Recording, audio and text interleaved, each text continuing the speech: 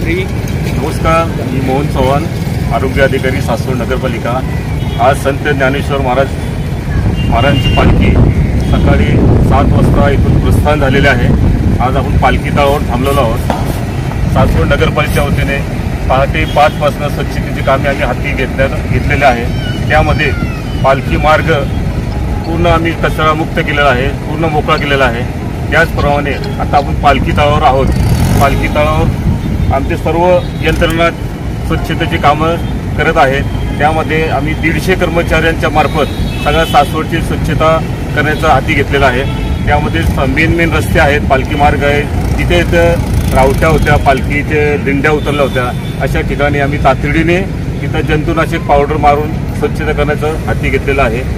आमची इथली ख्याती आहे की इथं ह्या पालखी तळावर ज्येष्ठ नागरिक रोज संध्याकाळी फिरायला येत असतात, परंतु सासवड नगरपालिका पालखी गेल्या स्वच्छता मोहीम राबवत असतं आणि 24 तासात शक्यतो आम्ही 80 ते 90% गाव आम्ही पूर्ण स्वच्छ करण्याचा प्रयत्न करत असतो। याच पालखी तळावर संध्याकाळी पुन्हा जैसे ते ही परिस्थिती होऊन ज्येष्ठ नागरिक म्हणा, फिरणारे लोक म्हणा इथं रात्री फिरायला येत असतात आणि त्याचप्रमाणे आम्ही पूर्ण जेवढे फिरतं पथक ठेवलेलं आहे आणि कुठेही कचरा पडणार नाही याची आम्ही पूर्ण दक्षता घेत आहे।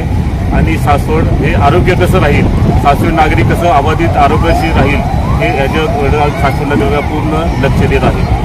पुरंदर व हवेली तालुक्याचे कार्यक्षम आमदार संजयजी जगताप साहेब तसेच मुख्याधिकारी डॉक्टर कैलासजी चव्हाण यांच्या मार्गदर्शनाखाली सासवड नगरपालिका स्वच्छतेचं काम तातडी हाती घेतलेलं आहे।